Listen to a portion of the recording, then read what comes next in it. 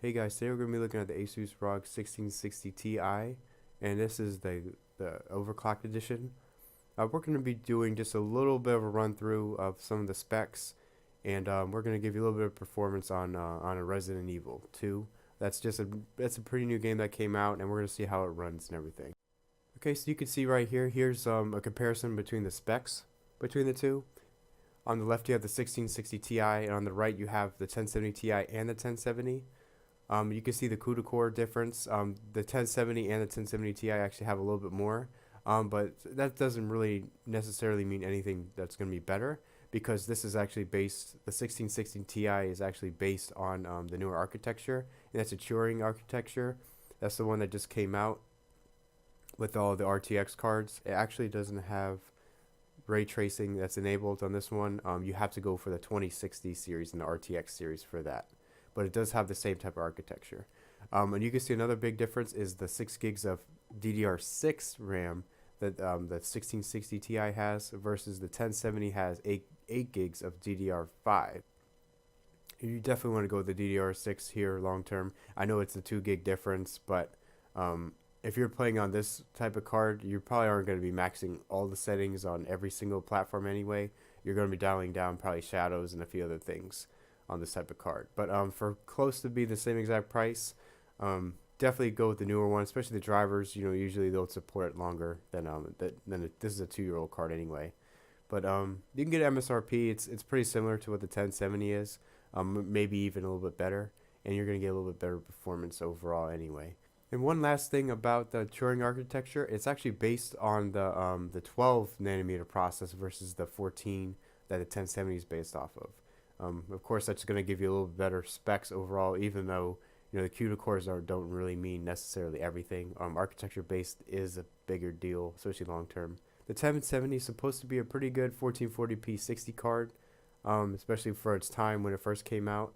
But as time goes on, of course, titles get a little bit more difficult to run, and especially like Shadow of the Tomb Raider and all those other ones that come out. The marketing of the 1660 Ti is actually a 1080p card, and that's supposed to be for 1080p 60 gaming, of course, at 60 FPS. But let's see how it does stack up to a AAA title that recently came out, as Resident Evil 2.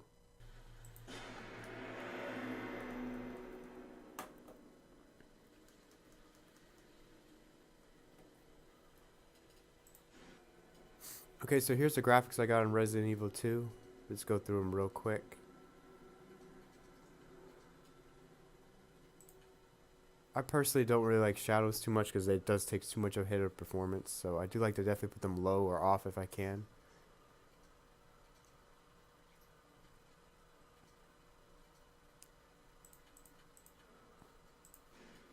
Also, anti-aliasing and ambient occlusion, I like to just put pretty much on low as well because it does hurt a little bit. Of course, we're going to turn motion blur off. I don't like film either, so I think this is a pretty good settings if you want to get close to as high as you can with the most amount of FPS you can get. So let's just run with this for now. I like this is kind of a optimized settings, and let's see how much we can get. Okay, so I'm just going to start it up. You can see in the top left corner, we're going to go with the frames, and it's going to show you temperatures and everything what's going on. Oh, we are also running on a 9600K, so that should eliminate a lot of bottlenecks, if not all of them. So let's get into it.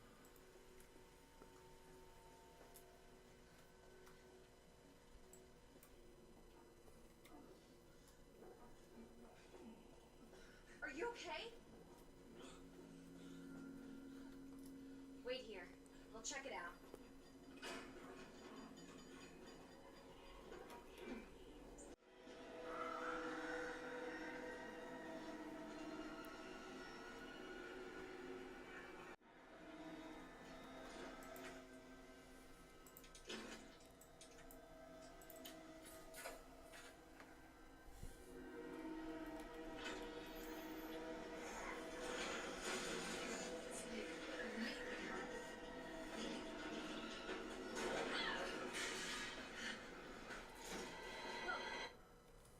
Okay, so just one last part before we end it. I just want to show you, this is a little bit of a busier area, so with the fire and a lot of zombies around.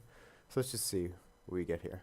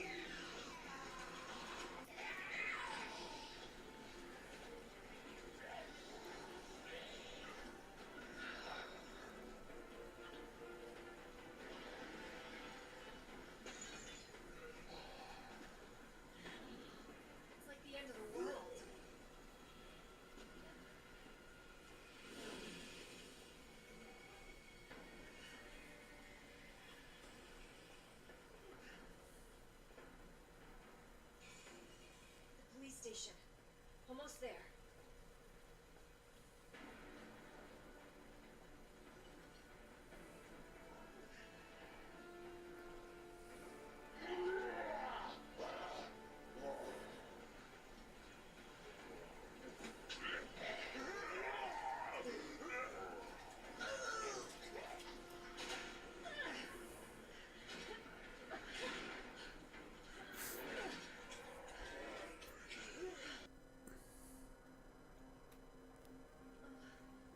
So that's about it. That's just a quick little test on the Resident Evil 2 with a 9600K and a GTX 1660 Ti. As you can saw, it performed pretty well.